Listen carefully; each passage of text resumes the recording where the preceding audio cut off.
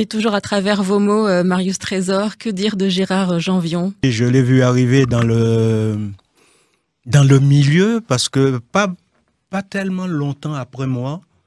Moi, je suis arrivé, j'ai quitté la Guadeloupe en 69 et je crois que Gérard est arrivé 71, 72. 72. Donc, et on a été souvent adversaires parce que j'ai commencé à Ajaccio, après il y a eu Marseille, il y a eu Bordeaux et on s'est retrouvés après en équipe de France et ça a été, et on a formé la deuxième garde noire de l'équipe de France pendant la Coupe du Monde de 82. De 82 à Séville en Espagne. Je vais rajouter, on a une similitude avec Marius.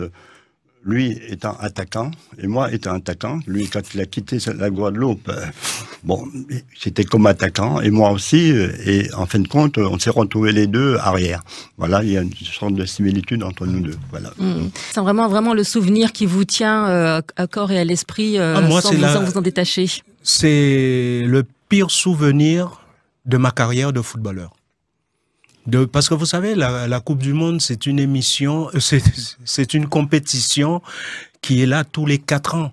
Moi, en 82, j'avais déjà 32 ans. Donc, je savais que la prochaine Coupe du Monde, j'avais très peu de chances d'y participer.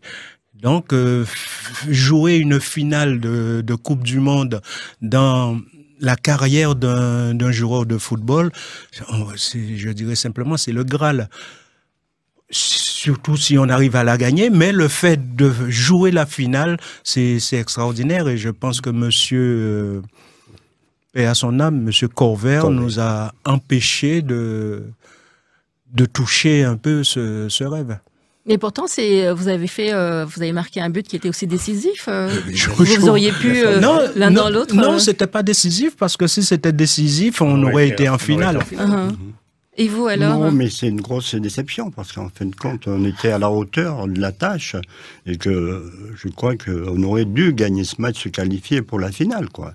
Il y a eu l'événement qu'on connaît, le problème de Battiston, un arbitre voyou, et qui nous a empêché d'accéder à la finale. Je crois qu'il y a eu une altercation, c'est ça, entre Batista et le... Non, c'est le gardien qui, dans son intervention, a joué le joueur et pas le ballon. Parce que bon, ça a été mon métier et puis c'était ma passion. C'est mon métier, ma passion.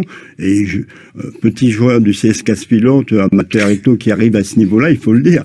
Et j'arrive 2 fois en finale de Coupe d'Europe, je perds. Et on ne devait pas perdre et tout. Et une demi-finale de Coupe du Monde, et on n'aurait pas dû perdre. C'est des grosses déceptions pour moi dans ma carrière de footballeur. On va passer au standard de Guadeloupe, la première. Allô, bonjour, bienvenue. Vous êtes à l'antenne. Votre prénom?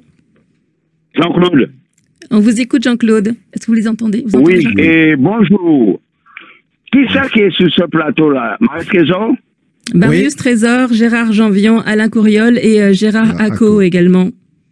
Yes, ça a tombé très bien. Bon, encore comme un créole, parce qu'il y a tellement d'employés en France. En termes de son message, Bayo, moi, des années en suivre Marius Trésor depuis Marseille, Saint-Etienne, et l'équipe de France, tout ça. Moi, ça qui inquiète moi plus. En cas où des grands joueurs comme ça, des grands noms comme ça, pourquoi Marius Trésor ou Janvion en retour aussi Martinique, en cas poser des autres questions, je vais répondre moi ces questions-là. J'entends.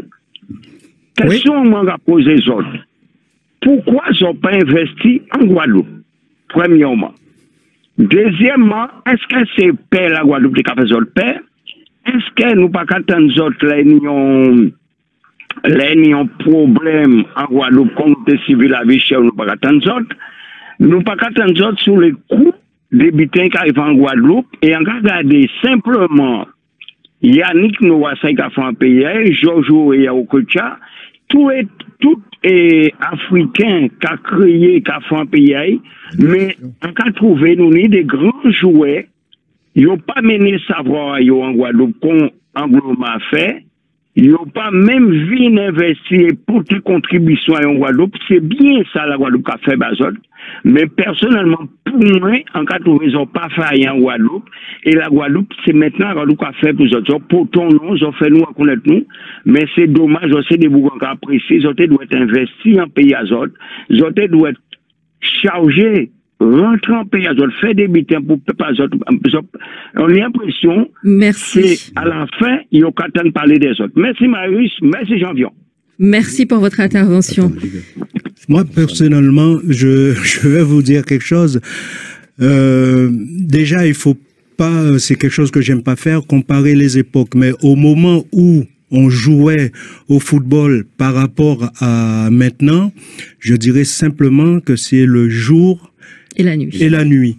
En plus, moi, en 1992, avec Raphaël Coury, l'ancien gardien du Red Star, j'avais rencontré Madame Lucette Michaud-Chevry qui voulait créer un pôle sportif avec des basketteurs, avec des footballeurs, des handballeurs, et qui avait fait appel à moi. On s'était rencontrés à l'auberge La Vieille Tour, qui m'avait dit j'aimerais que la partie football, que ce soit vous qui vous en occupez. Je dis oui, il y a pas de problème. Je suis reparti en France. J'ai discuté avec ma femme en lui disant qu'on avait cette possibilité. Il fallait que je passe très rapidement mes diplômes pour pouvoir être CTR, c'est ce qu'on disait, en Guadeloupe. Et j'avais mon ami Jacques Maya, dit bisous, qui était là, qui vivait là, et quelque temps après, il m'appelle et il me dit, petit garçon, ou bien en France? Je dis oui, ça va. Il a dit mon père était en France, hein, parce que ces boucs-là, il n'y avait pas tant de noirs à la tête du football français, à la tête du football guadeloupéen. Donc, pas prendre initiative. Pas prendre initiative. Rester à Casar et venir de temps en temps en vacances ici. C'est donc une des explications. Ouais, mais je peux aussi répondre. Vas-y, cher Jean-Vion. On a cité mon nom. Il faut bien que je dise 2 mots sur ça. Bien sûr. Devant les micros, rapproche-toi. Oui, je crois que ce monsieur n'est pas bien suivi l'actualité footballistique en Martinique. Ils savent bien que, déjà, m'ont parti déjà à La Réunion, m'ont entraîné à La Réunion, j'ai travaillé à La Réunion, et après, m'ont retourné en pays moins. J'étais quand même à la Ligue de football, j'étais membre du comité directeur, j'étais sélectionneur adjoint, j'ai amené l'équipe de la Martinique en demi-finale de la Gueule Cup, et moi, dans mon club, j'ai travaillé dans mon club, j'ai été entraîneur, j'ai été premier vice-président. Après, mon frère est décédé, je suis passé président et j'ai sauvé le club par mon argent de la faillite parce qu'on était endetté et tout. Et j'ai remis le club sur les rails et à ce moment-là où j'ai quitté. Mais je me suis quand même investi au pays. Après, vous savez, j'ai pas d'argent. On n'en fait jamais assez pour les fans. Oui, oui. Après, moi, si j'avais vraiment de l'argent pour pouvoir investir, pour faire des immeubles dans la pierre, je l'aurais fait aussi. Bon, voilà. Mais moi, je me suis investi dans le football, dans le domaine où je savais faire, je me suis investi. Et voilà. Puis on parle de choses qui se sont passées comme dans les années 70-80, ça n'a absolument rien à voir avec Kylian Mbappé, par exemple, en ce moment. Moi, quand je suis arrivé en équipe de France, j'étais jeune, mais j'étais à Saint-Étienne, mais c'était rassurant et puis, quand je suis arrivé en équipe de France, on parlait de la fameuse garde noire, il y avait Marius et Jean-Pierre Adams. Pour un jeune qui arrivait, c'était rassurant pour moi, quoi. Je pouvais compter sur eux en cas de problème. Quand je suis arrivé, il y avait Jean-Vion et Marius. L'inauguration du stade, bien sûr, Marius Trésor, c'est l'événement sportif et sociétal du week-end. Un match de gala opposera le club variété de Jacques Vendroux aux anciens de la Juventus de Sainte-Anne, le tout premier club de Marius Trésor. L'ancien international âgé de 75 ans a, vous le savez, marqué l'histoire des Girondins de Bordeaux à l'Olympique de Marseille, sans compter bien sûr les 65 caps qu'il compte avec l'équipe de France. Et la garde noire, demain, tous les amis de l'ancien capitaine des Bleus seront bien sûr présents, et parmi eux, bien sûr, le Cerbère, le Martiniquais, Gérard Jean-Vion, qui ne pouvait pas manquer ce rendez-vous. Quand Marius, à la conférence de presse, quand il parlait de son parcours avant d'être professionnel, son départ de la Guadeloupe, de suite, j'ai pensé un peu à moi, parce qu'on a un même parcours similaire, quoi. Je suis parti de casse-pilote et tout, et puis quand je suis arrivé là-bas, la différence avec lui, que j'ai intégré de suite l'équipe professionnelle, puisque je voyageais aussi avec Gérard Pinson, aussi, qui était avec moi en 72, et lui, il a intégré le centre de formation, et moi j'ai intégré de suite la section professionnelle. Et Marius, on a à peu près le même parcours. C'était même plus difficile. Maintenant, pour intégrer le centre de formation, il fallait quand même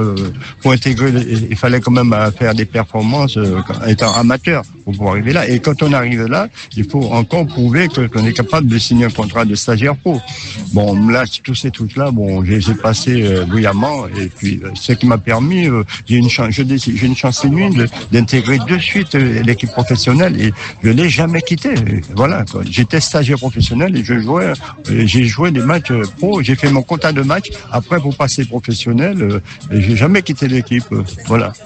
Gérard Janvion au micro de Daniel Marius. Notez que ce match de gala, l'inauguration et toutes les célébrations qui feront suite seront à suivre en direct sur les antennes radio de la première. Marius, c'est un gars super sympathique. C'est un gars qui est à tout moment, quand tu demandes un service, il est capable de te rendre le service. Voilà. Et puis son côté communicatif, on dirait qu'il n'est jamais fâché. Grand joueur, je le classe parmi les grands libéraux des anciens, Franz Beckenbauer, voilà quoi, c'est un très grand joueur.